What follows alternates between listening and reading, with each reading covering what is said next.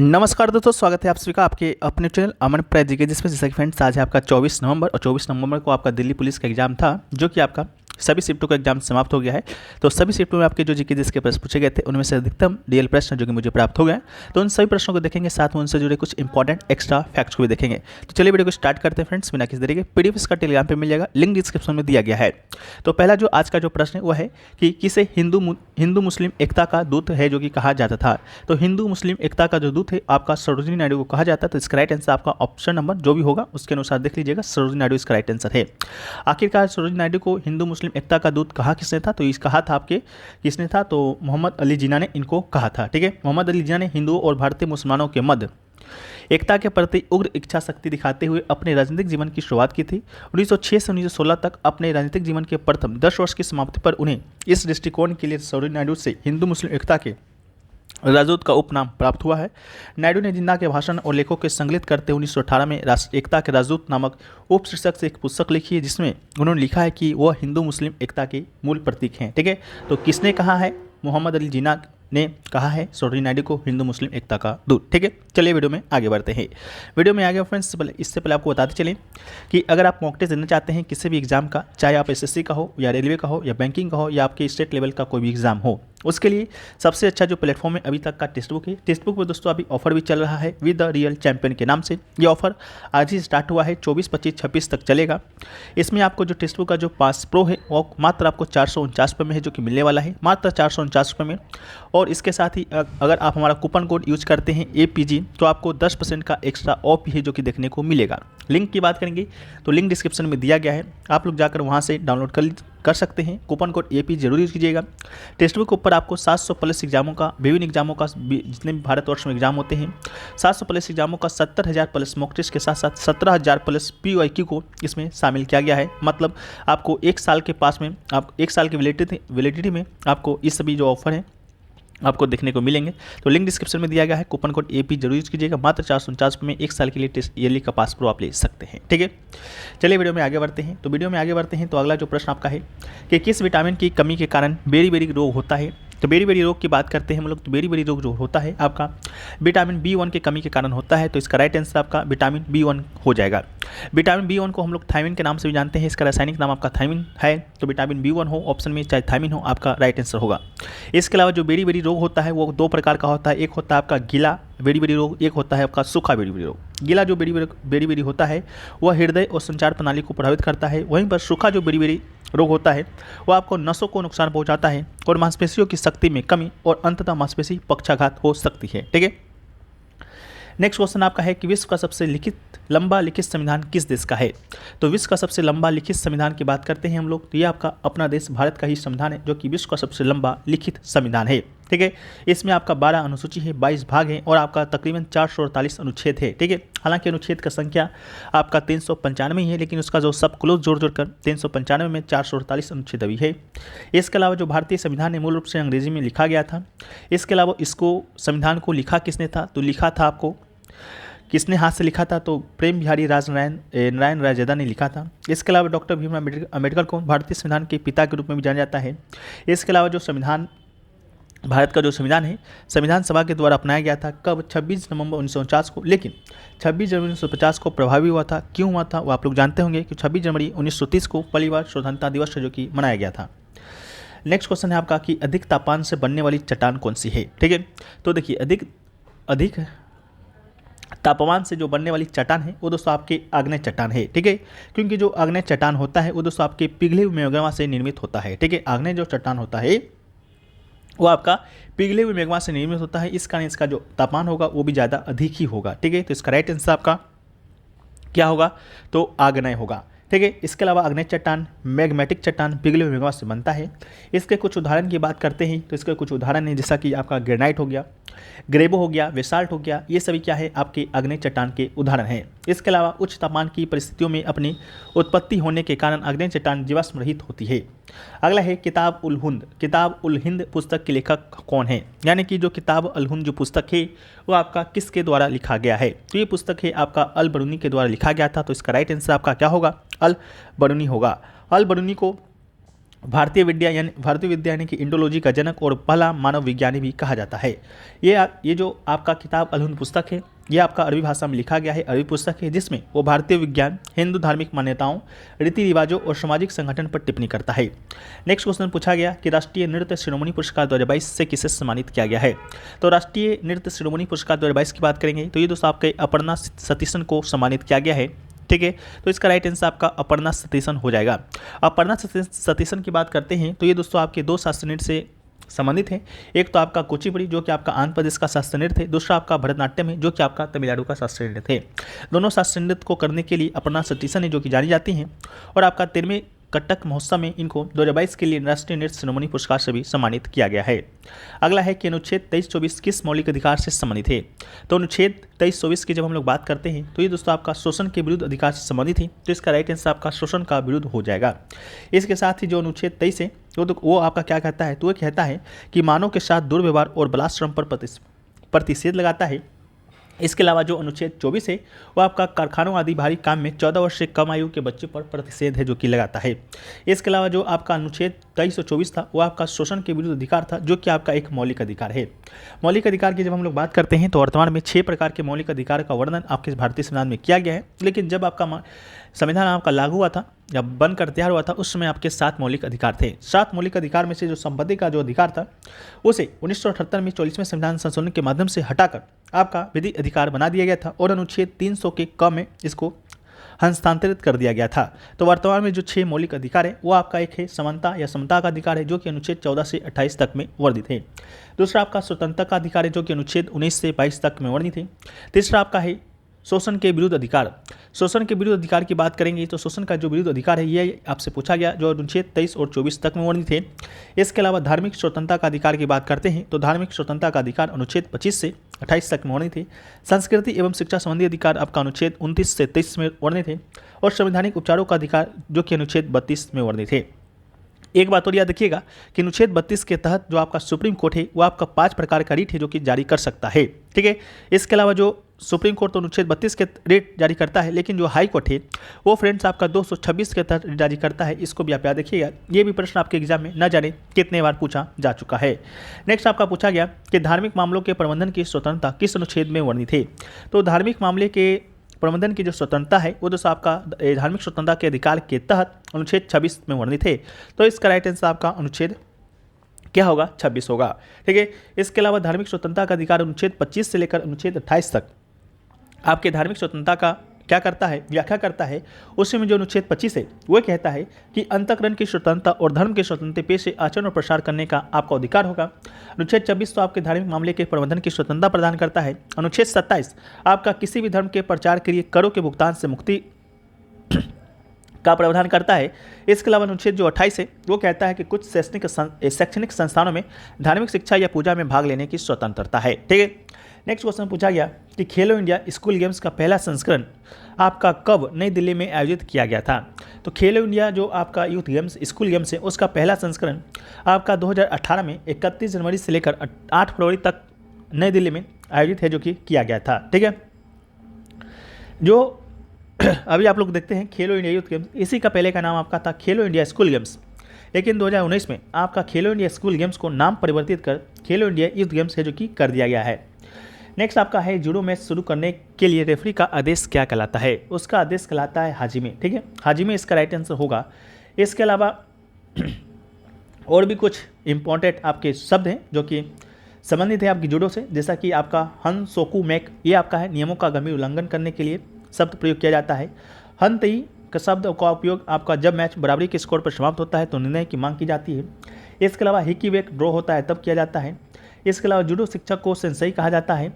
Yoshi आपका referee का match फिर से शुरू करने का आदेश जो देता है उसे हम लोग योशी कहते हैं। इसके अलावा अन्य जूडो के टर्म है जैसे कि डोजो हो गया, जुडोगी हो गया, रंडोरी हो गया, ये सभी आप पढ़ लीजिएगा बारी बारी, आपके एग्जाम के लिए इंपॉर्टेंट हैं। ठीक है, क्योंकि एक प्रश्न पूछा जा चुका है।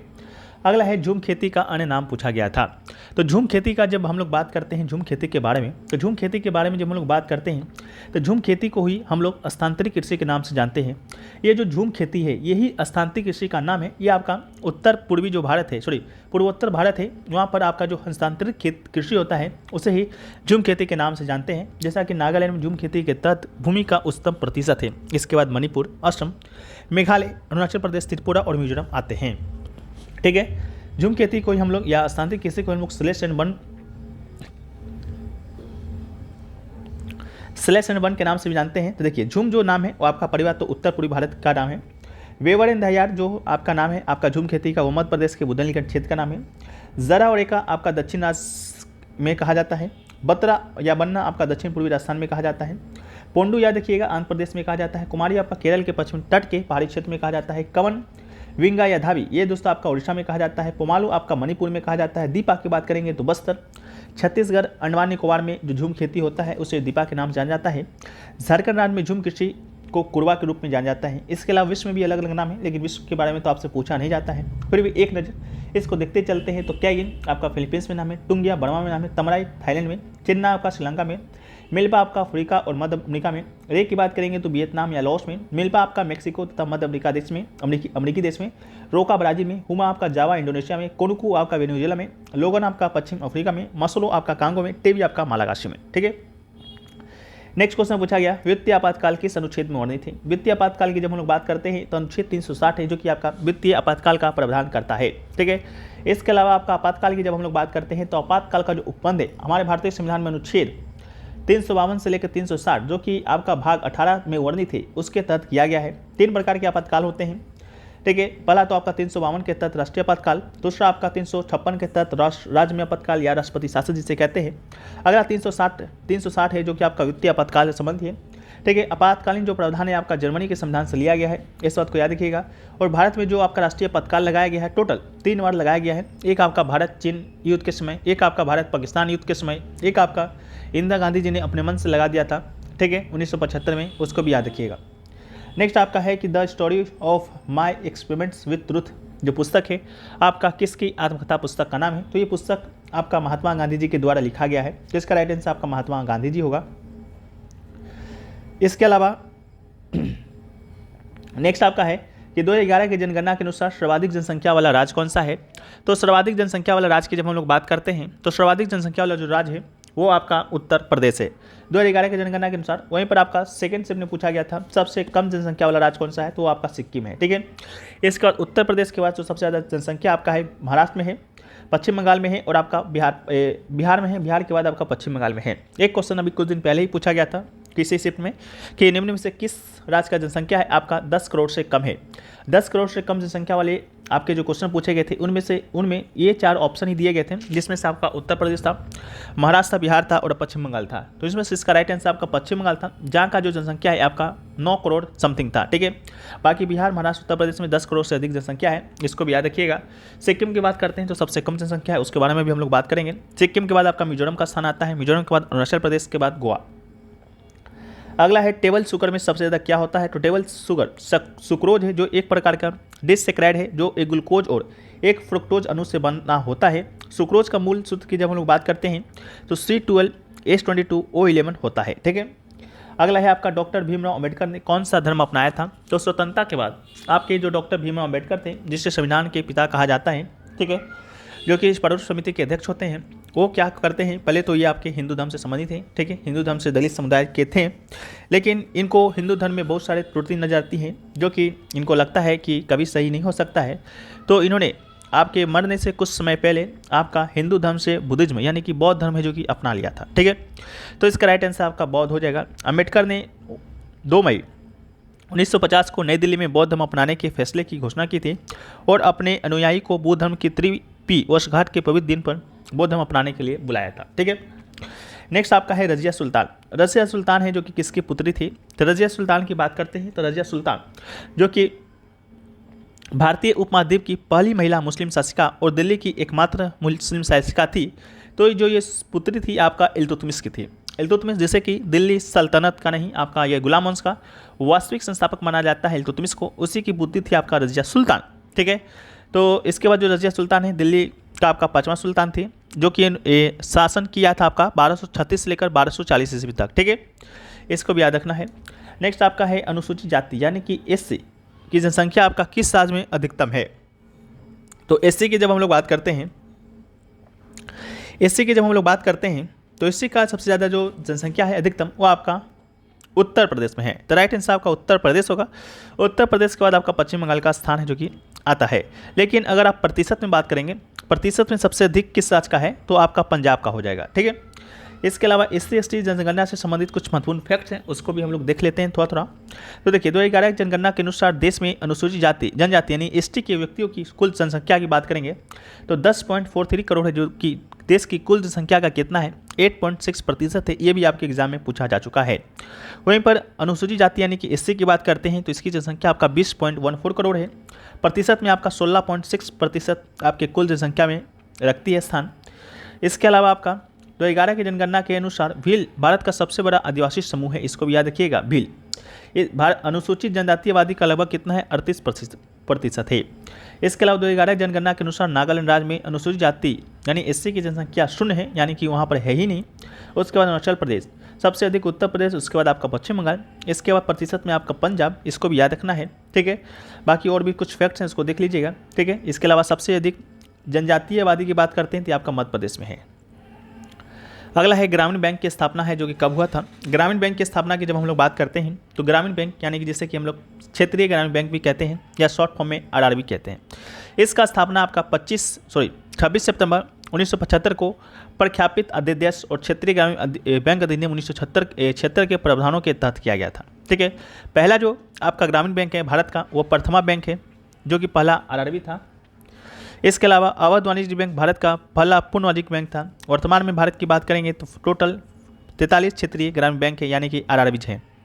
अगला है कि राज्य विधान परिषद में कम से कम कितने सदस्य अनिवार्य है। तो राज्य विधान परिषद की बात करते हैं तो कम से कम आपका 40 सदस्य तो होना ही चाहिए। विधान परिषद का आकार राज्य की विधानसभा में स्थित सदस्यों की कुल जनसंख्या के 1/3 से अधिक नहीं हो और किसी भी कारणों से 40 सदस्य से कम भी नहीं हो सकता है। अगला है मई 2022 को केंद्रीय युवा कार्यक्रम एवं खेल मंत्री द्वारा चौथे खेलो इंडिया यूथ गेम्स 2021 के लिए लॉन्च किए गए हरियाणा के शुभंकर का क्या नाम था, तो धाकर इसका राइट आंसर हो जाएगा। 2020 में जो आपका हुआ था उसके लिए विजय था। 5th खेलो इंडिया के लिए आपका आशा था। ठीक है, आयोजन की बात करेंगे तो 4th खेलो इंडिया यूथ गेम्स का आपका 4 जून से 13 जून 2022 के बीच पंचकुला, चंडीगढ़, अम्बाला, शाहबाद तथा दिल्ली में किया गया था। अगला है CAG कैग का वेतन किस निधि से भारित होता है। कैग की बात करेंगे जिससे कि हम लोग नियंत्रक महालेखा परीक्षक भी कहते हैं। कार्यालय के प्रशासनिक व्यय जिनके अंतर्गत उस कार्यालय में सेवा करने वाले व्यक्ति को या उनके संबंध सभी देय वेतन भत्ते और पेंशन है भारत की संचित निधि पर होता है भारित। तो इसका राइट आंसर भारत का संचित निधि इसका राइट आंसर होगा। इसके बारे में कैग के बारे में अनुच्छेद की जब हम लोग बात करते हैं तो अनुच्छेद 148 है वो आपका कैग के बारे में वर्णित है। ठीक है, कैग के गठन के बारे में है। अगला है मौसमी बेरोजगारी किससे संबंधित है। मौसमी बेरोजगारी की बात करते हैं तो इस प्रकार की बेरोजगारी वर्ष में एक विशेष समय में अथवा मौसम में होता है। मौसमी बेरोजगारी कृषि, पर्यटक, होटल, भोजन का प्रबंध करने वाले जैसे उद्योगों में आमतौर पर पाई जाता है। ठीक है, इसके अलावा एक होता है चक्रीय बेरोजगारी। चक्रीय मांग में कमी के कारण बेरोजगारी तब होती है जब अर्थव्यवस्था को कम श्रम शक्ति की आवश्यकता होती है, जब वस्तुओं और सेवाओं की समग्र मांग में संपूर्ण देश में कमी आती है, रोजगार कम हो जाता है और उसी के अनुसार बेरोजगारी में वृद्धि हो जाती है। ठीक है, इसके अलावा संरचनात्मक बेरोजगारी भी होता है, संघर्षात्मक बेरोजगारी भी होता है और प्राकृतिक बेरोजगारी भी होता है, प्रच्छन्न बेरोजगारी भी होता है। ये सभी को आप लोग पढ़ लीजिएगा, PDF में मिल जाएगा। अगला है FII में F का अर्थ क्या है। तो FII में F का जो अर्थ होता है वो होता है फॉरेन। FII का जो फुल फॉर्म होता है वो होता है फॉरेन इंस्टीट्यूशनल इन्वेस्टर। इसके अलावा DII की बात करिएगा तो DII का जो फुल फॉर्म होता है वो आपका डोमेस्टिक इंस्टीट्यूशनल इन्वेस्टर्स होता है। ठीक है, इसको भी याद रखिएगा। अगला है MS सुब्बालक्ष्मी को भारत रत्न कब मिला था। तो MS सुब्बालक्ष्मी है उनको भारत रत्न मिला था आपका 1998 में। ठीक है, तो भारत रत्न से सम्मानित होने वाली ये पहली संगीतकार थी। ठीक है, जो कि भारतीय कर्नाटक गायिका थी। तो 1998 में इनको मिला था। इसके अलावा भी और कुछ महत्वपूर्ण संगीतकार हैं उनको भी मिल चुका है। ठीक है, 2001 में 2 लोगों को मिला था। एक आपका मिला था लता मंगेशकर को एक मिला था आपके बिस्मिल्लाह खां जी को, ठीक है। इसके अलावा और भी मिल चुका है, नाम अभी रिकॉल नहीं कर पा रहे हैं मैं। अगला है किस विटामिन की कमी के कारण बेरी होता है, ये हमने देख लिया था, विटामिन B1 की कमी के कारण होता है। विटामिन A की कमी के कारण रतौंधी और जीरोफ्थेल्मिया होता है। विटामिन B6 या B12 कमी के कारण आपका एनीमिया रोग होता है। विटामिन C की कमी के कारण स्कर्वी या मसूड़े फूलना होता है। विटामिन D की कमी के कारण सूखा रोग या रिकेटस होता है।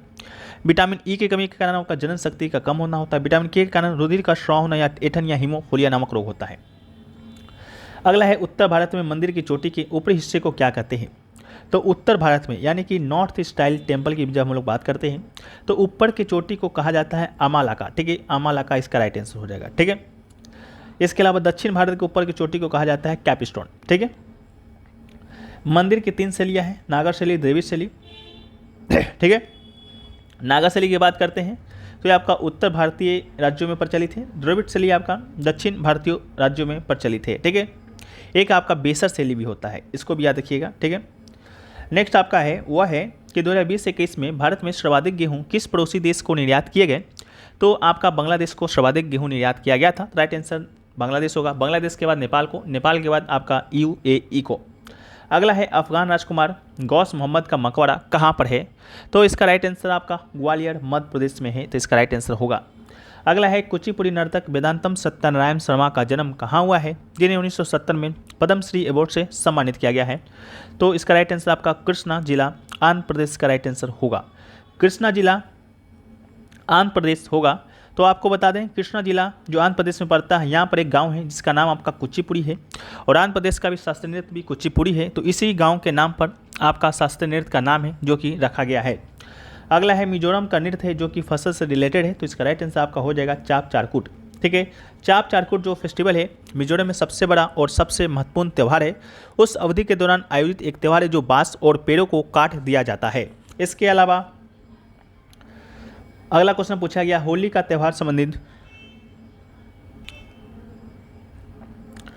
कथन, सही कथन पूछा गया था, जिसमें से कथन शायद दिया गया था कि होली से एक दिन पहले होलिका दहन मनाया जाता है, बिल्कुल ये सही है। होली का त्यौहार बसंत की ऋतु की शुरुआत होती है, बिल्कुल सही है। होली हिंदू पंचांग के अनुसार बैसाख महीने में आयोजित होता है, यही कथन आपका गलत था, बैसाख महीने में नहीं, ये आपका फागुन मास के पूर्णिमा के मनाया जाता है, तो ठीक है, इसको भी याद रखिएगा। अगला है हरित क्रांति से संबंधित कथन भी पूछा गया था। तो हरित क्रांति की जब हम लोग बात करते हैं तो हरित क्रांति शब्द का प्रयोग सर्वप्रथम सबसे पहले आपको विलियम गॉड ने किया था और नॉर्मन ब्लॉक आपके हरित क्रांति के जनक थे, ठीक है। हरित क्रांति का जनक नॉर्मन ब्लॉक ने मैक्सिको से किया था। हालांकि जो हार्मन ब्लॉक है इनका संबंध आपका USA से था। यूएस में शुरुआत हुआ था 1960 में, भारत में शुरुआत हुआ था 1965 से 1968 के अंतर्गत। इसके अलावा भारत में हरित क्रांति के जनक के कहे जाते हैं MS स्वामीनाथन। इसके अलावा वर्ष 1970 में नॉर्मन ब्लॉक को उच्च उपज देने वाली किस्मों हाई यील्डिंग वैरायटीज़ को विकसित करने की उनके कार्यों के लिए नोबेल शांति पुरस्कार भी प्रदान किया गया था। और HYB का आपका फुल फॉर्म भी 2 से 3 बार पूछा जा चुका है। इसके अलावा हरित क्रांति में मुख्य फसल की जब हम लोग बात करते हैं तो फसल है गेहूँ, चावल, ज्वार, बाजरा और मक्का। भारत में हरित क्रांति में सबसे ज़्यादा खदान में वृद्धि हुआ है गेहूँ में, वर्ष 1967 से 68 और वर्ष 2003 से 4 के मध्य गेहूँ के उत्पादन में 3 गुना से अधिक की वृद्धि दर्ज किया गया है। अगला है राज्य विधानसभा के सदस्य की अयोग्यता का निर्णय जो संविधान की 10वीं अनुसूची के अतिरिक्त हो कौन करता है, तो ये आपका राज्यपाल करता है। भारतीय संविधान की जो 10वीं अनुसूची है वो आपका दल बदल के आधार पर संसद और राज्य विधानसभाओं के सदस्यों की अयोग्यता प्रदान करती है। इसे 52वां संविधान संशोधन अधिनियम के तहत जोड़ा गया था, जिसे दल विरोधी अधिनियम 1985 के नाम से भी जाना जाता है। अगला है पूछा क्या था आपका कि 2023 में कौन सा केरल का शास्त्रीय नृत्य है। तो केरल का शास्त्रीय नृत्य की जब बात करते हैं तो 2 प्रकार के शास्त्रीय नृत्य केरल से संबंधित है, एक तो आपका मोहिनीअट्टम है, दूसरा आपका कथकली है। कल ही पूछा गया था कि जो मोहिनी शब्द है वो आपका कौन से शास्त्रीय नृत्य से संबंधित है, तो मोहिनी जो शब्द है आपकी मोहिनीअट्टम से ही संबंधित था। अगला है उत्तर मैदान से स्टेटमेंट टाइप का भी क्वेश्चन पूछा गया था। तो उत्तर मैदान के बारे में हम लोग देखें तो उत्तरी मैदान में सिंधु गंगा ब्रह्मपुत्र तथा इसकी सहायक नदी के द्वारा लाए गए जलोढ़ निक्षेप से बना है आपका उत्तर का मैदान। यह मैदान कृषि के लिए उपजाऊ भूमि प्रदान करता है। यह मैदान जलोढ़ मिट्टी से बना है और इसके अलावा जिसका सबसे अधिक उपजाऊ और घनी जनसंख्या वाला मैदान है। पश्चिम से पूरब तक इसकी लंबाई की बात करेंगे तो आपका 2400 किलोमीटर है और 150 से 500 किलोमीटर चौड़ा है। उत्तरी मैदान 4 क्षेत्रों में विभाजित है, भाबर हो गया, तराई हो गया, भांगर हो गया, खादर हो गया। इसके अलावा पश्चिम मैदान की ढाल उत्तर पूरब में दक्षिण पश्चिम और पूर्वी मैदान की ढाल उत्तर पश्चिम से दक्षिण पूरब की ओर है। अगला है कि 1961 में आपका मुद्रा का जो उन्मूलन हुआ था कब हुआ था? तो 1991 में, 1991 लिखा गया है। तो 1991 में अवमूलन प्रक्रिया 1 जुलाई और 3 जुलाई को 2 चरण में किया गया था। 1991 में भारतीय रुपये का उन्मूलन का दो दौर में हुआ था। इसके बाद 1949 में पहली बार भारतीय रुपये का अवमूलन किया गया था। 1966 में दूसरी बार भारतीय रुपये का अवमूलन किया गया था। ठीक है, इसको भी याद रखिएगा। इसके अलावा ये तो आपका फर्स्ट शिफ्ट का था। अब हम लोग देखते हैं सेकंड शिफ्ट के क्वेश्चन को। सेकंड शिफ्ट के क्वेश्चन को देखते हैं। पहला क्वेश्चन है आपका कि जनधन योजना किस वर्ष चालू हुआ था? जनधन योजना की बात करते हैं तो जनधन योजना है वो आपका 28 अगस्त 2014 को शुरू किया गया था, लेकिन जो इसकी घोषणा है वो आपका 15 अगस्त 2014 को ही ऐतिहासिक लाल किले से प्रधानमंत्री नरेंद्र मोदी जी के द्वारा किया गया था। यह आपका वित्तीय समावेशन योजना है। ठीक है, इसके अलावा कौन से मंत्रालय के द्वारा इसको संचालित किया जा रहा है? तो वित्त मंत्रालय के तहत। अगला है कि भारतीय संविधान का अनुच्छेद 76 किस अधिकारी से संबंधित है? तो भारतीय संविधान का जो अनुच्छेद 76 है वो आपका महान्यायवादी से संबंधित है। ठीक है, भाग 5 में वर्णित है। भारत का महान्यायवादी पद से संबंधित है। भारत का जो महान्यायवादी होता है वो होता कौन है?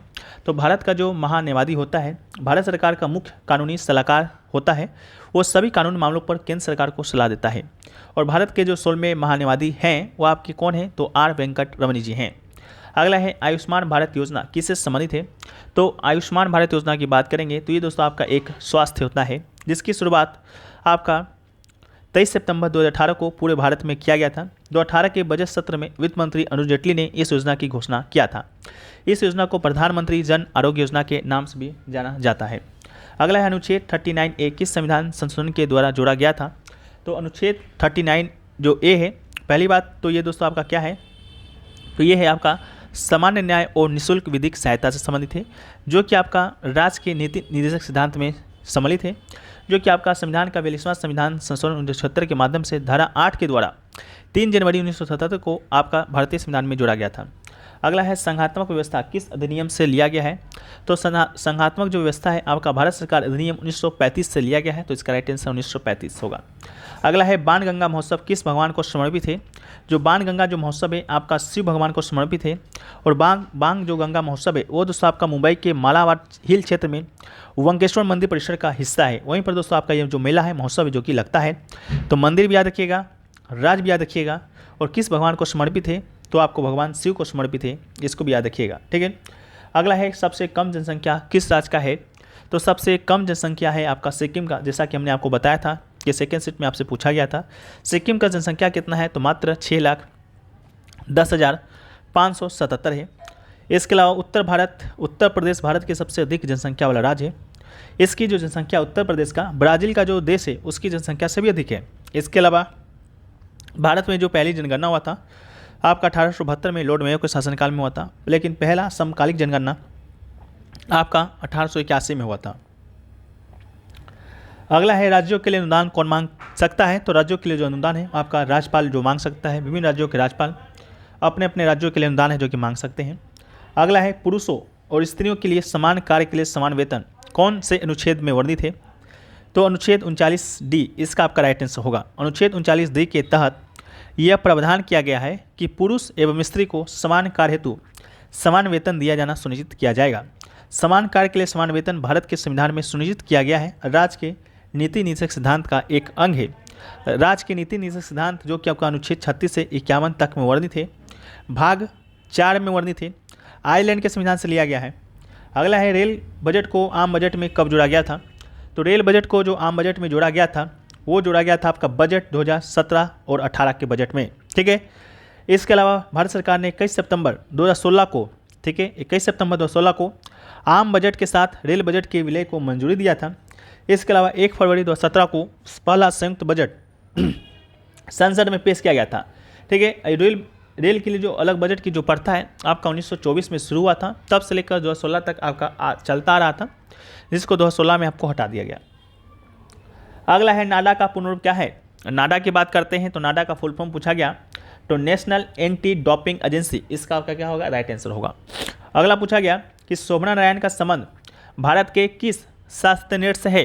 तो शोभना नारायण का संबंध है भारत के किस शास्त्रीय नृत्य से है? कथक से है। कथक जो कि उत्तर भारत में प्रचलित है, ज़्यादातर आपके उत्तर प्रदेश में, तो भारतीय कथक नृतंगना है।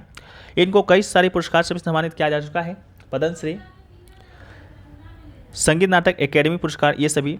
इसके अलावा उनके गुरु हैं, वो आपके गुरु हैं इनके कथक के, शोभना नारायण के, वो आपके गुरु महाराज जी हैं, बिरजू महाराज जी हैं। इसके अलावा कथक के प्रसिद्ध नर्तक की बात करते हैं तो कथक के जो प्रसिद्ध नर्तक हैं बिरजू महाराज हो गए, सितारा देवी हो गया, शंभू महाराज हो गया, दमयंती जोशी हो गया, उमा शर्मा हो गया, शोभा केशर हो गया। ये सभी का संबंध आपके किससे है? तो आपके कथक से है। अगला है who among the following is the author of the book my times and autobiography. ठीक है, तो देखिए माई टाइम्स एंड ऑटो जो बायोग्राफी जो पुस्तक है वो किसके द्वारा लिखा गया, यही आपसे प्रश्न पूछा गया। तो जेबी कृपलानी इसका आपका क्या होगा? राइट आंसर होगा। ठीक है, ये जो पुस्तक है वो दोस्तों किसके द्वारा लिखा गया है? तो आपका जेबी कृपलानी जी के द्वारा ही लिखा गया है। अगला आपका है वह है कि बाउंसर जो शब्द है आपका किस खेल से संबंधित है?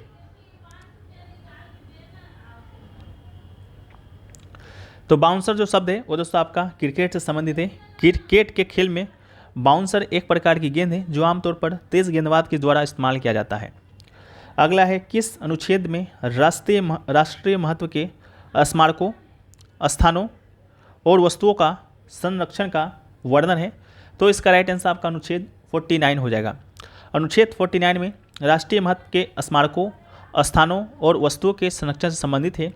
उसमें कहा गया है कि यह राज्य का दायित्व होगा कि वह प्रत्येक स्मारक या स्थान या कलात्मक या ऐतिहासिक हितों की वस्तु की रक्षा करे जो संसद के द्वारा बनाए गए कानून के तहत या उसके तहत राष्ट्रीय महत्व के हों, जिसमें नुकसान, विघटन, विनाश, निष्कासन, निपटान यानी निर्यात मामले शामिल हो। इसके अलावा जो आपका एक अनुच्छेद 51A का सब क्लोज जो आपका आई है, ठीक है, सब क्लोज आई में भी एक वर्णन है आपका। उसमें कहा गया है कि सार्वजनिक जो संपत्ति है उसकी रक्षा करना हमारा मौलिक कर्तव्य है। ठीक है, हमारा क्या है? मौलिक कर्तव्य है। तो आप श्लोक में से बहुत सारे लोग कंफ्यूज हो रहे थे कि क्या राइट आंसर हो सकता है। तो देखिए, अगर राष्ट्रीय महत्व के स्मारकों और स्थानों और वस्तुओं का संरक्षण दिया गया था तो अनुच्छेद 39C होगा। इसके अलावा अगर दिया गया हो कि सार्वजनिक संपत्ति की रक्षा करना हमारा मौलिक कर्तव्य है तो ये आपका अनुच्छेद 51 का सब क्लोज आई ही आपका राइट आंसर होगा। ठीक है, ऐसे भी ऑप्शन में कोई एक ही दिया गया होगा, चाहे अनुच्छेद 49 दिया गया हो। मेरे ख्याल से शायद आपको 49 भी दिया गया था और आपका अनुच्छेद 51A भी दिया गया था। इस कारण आप लोग हैं जो कि कन्फ्यूज हो रहे हैं। ठीक है, तो ये सभी प्रश्न जो कि आपके एग्जाम में फ्रेंड्स पूछे गए थे, हालांकि फर्स्ट और सेकंड शिफ्ट के ही हैं। थर्ड शिफ्ट का प्रश्न जैसे ही मिलेगा उसको हम आपको सामने लाने का प्रयास करेंगे। जब तक के लिए वीडियो को आपको लाइक करना है, चैनल पर नहीं चैनल को सब्सक्राइब करना है, और मॉक टेस्ट नहीं दे रहे हैं तो मॉक टेस्ट आपको देना है जो कि ऑफर में चल रहा है। लिंक डिस्क्रिप्शन में दिया गया है, कूपन कोड APG जरूर यूज़ कीजिएगा। मिलते हैं हम लोग नेक्स्ट वीडियो में, जब तक के लिए जय हिंद, जय भारत, वंदे मातरम।